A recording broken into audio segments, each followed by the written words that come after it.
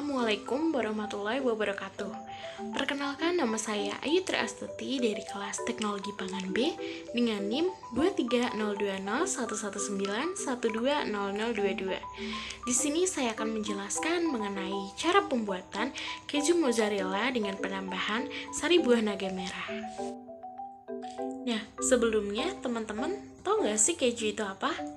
Jadi, keju merupakan makanan olahan dari susu yang berasal dari kasein susu yang digumpalkan. Keju dibagi menjadi 3 jenis, yaitu keju lunak, keju semi keras, dan keju keras. Sedangkan keju mozzarella merupakan salah satu jenis keju lunak yang proses pembuatannya itu tidak dimatangkan, sehingga memiliki tekstur elastis dan lunak. Bahan yang digunakan untuk membuat keju mozzarella yang pertama yaitu susu sapi sebanyak 2 liter, kemudian ada air, ada buah naga, kemudian ada garam, ada asam sitrat, dan ada rennet atau bibit keju. Alat yang dibutuhkan untuk membuat keju mozzarella yang pertama ada panci, teflon, sendok besar maupun kecil, peniris, whisk, penyaring besar dan kecil, kemudian ada wadah tempat whey dan untuk menghancurkan buah naga. Buah naga dibelah untuk diambil dagingnya, selanjutnya dihaluskan dengan whisk untuk diambil sarinya.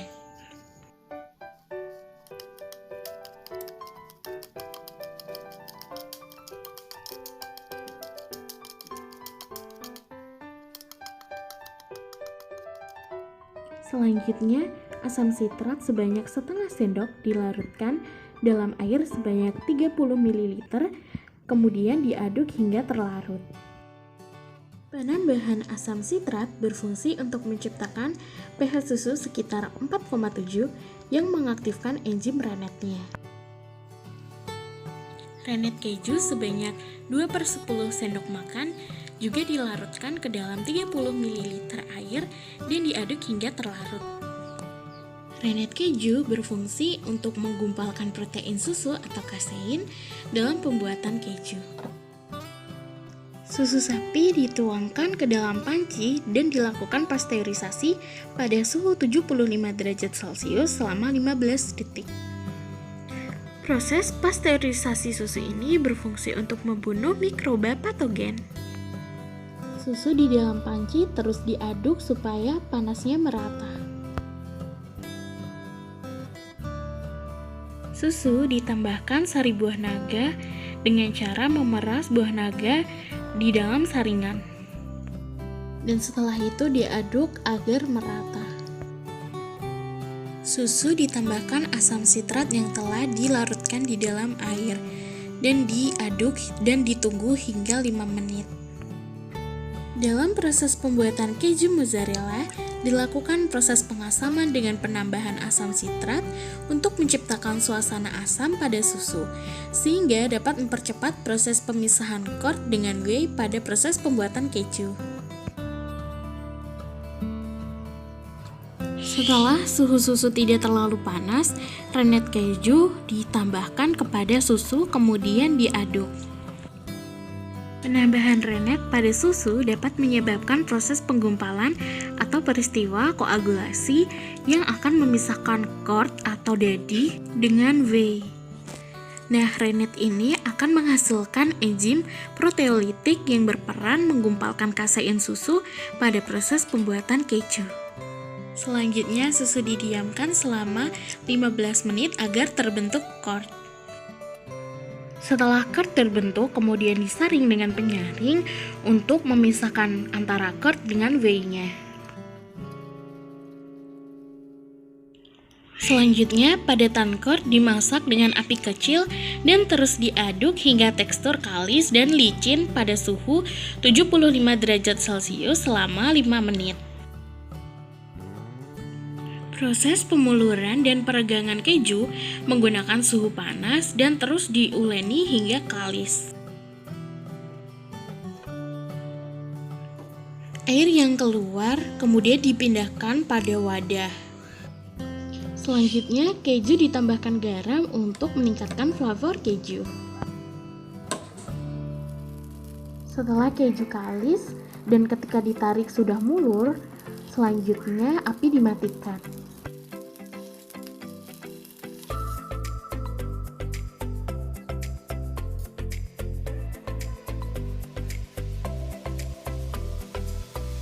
Selanjutnya, keju dibentuk dan direndam di dalam air es supaya tekstur keju padat. Setelah keju padat, selanjutnya keju dapat melalui proses pengemasan dan penyimpanan.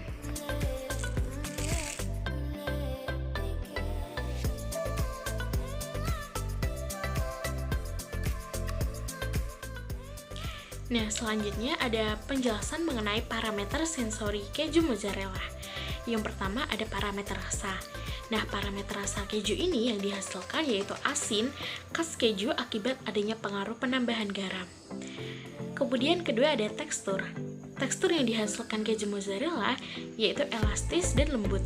Hal ini karena adanya enzim proteolitik dalam rennet dan adanya penambahan asam yang mengkoagulasikan protein susu.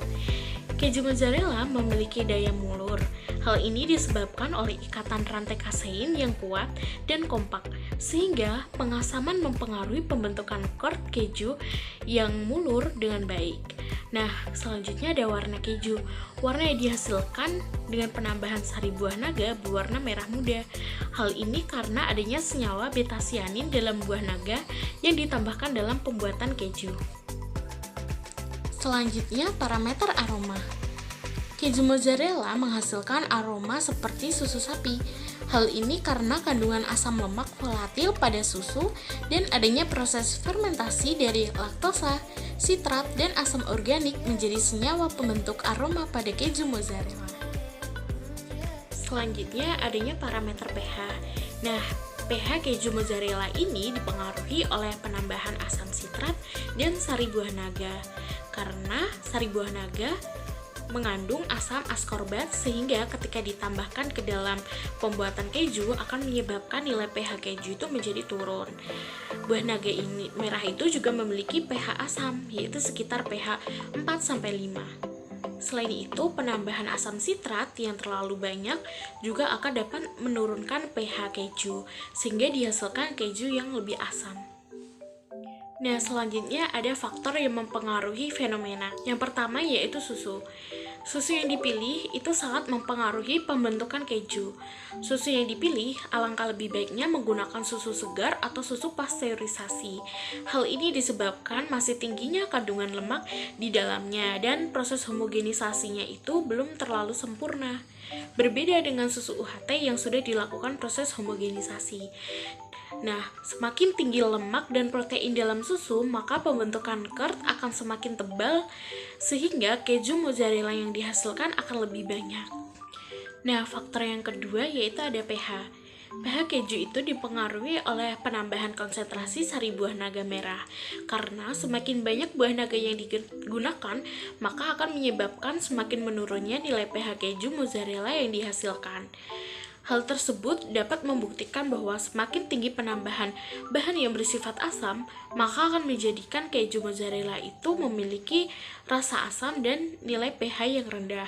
Selain itu, penambahan asam sitrat yang semakin banyak juga dapat menurunkan pH keju.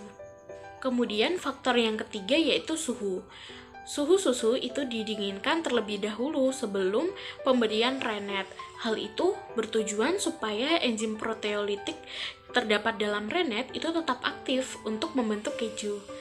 Suhu fermentasi keju juga sangat menentukan kondisi operasional mikroba dalam pembentukan keju. Suhu optimal penambahan rennet yaitu pada suhu 35-40 derajat Celcius. Selanjutnya ada faktor waktu. Nah, semakin lama waktu proses inkubasi atau pendiaman susu, maka proses koagulasi itu akan semakin lama, sehingga dihasilkan gumpalan curd yang lebih padat dan tebal. Waktu pendiaman susu dalam pembuatan keju itu menghasilkan asam laktat dari bakteri, jadi semakin banyak, sehingga keju yang dihasilkan juga lebih banyak dan proses fermentasi terjadi secara optimal. Keju mozzarella yang merupakan hasil olahan susu sapi memiliki rasa dan tekstur yang sangat berbeda dengan susu. Perubahan sensori dari susu yang memiliki tekstur cair dan agak manis menjadi produk keju mozzarella dengan sari buah naga berwarna merah muda, kemudian bertekstur padat dan akan menjadi elastis dan lembut saat dilelehkan, serta memiliki rasa yang asin dan sedikit asam. Produk keju mozzarella dengan penambahan sari buah naga merah itu dapat meningkatkan kandungan antioksidan dan menghasilkan produk keju dengan organoleptik yang baik.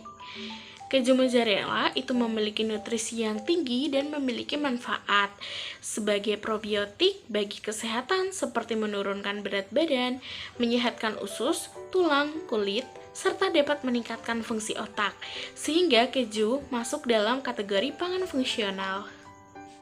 Selanjutnya ada saran. Nah, untuk menghasilkan produk keju mozzarella yang optimal dan menghasilkan keju mozzarella yang berkualitas sangat baik, sebaiknya menggunakan alat pengujian pH serta termometer untuk mengukur panas, sehingga hal itu dapat mengontrol terbentuknya keju.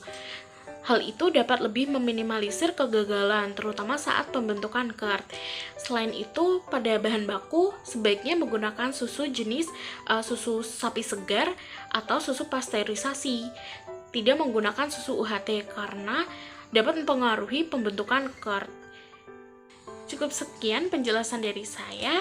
Terima kasih. Wassalamualaikum warahmatullahi wabarakatuh.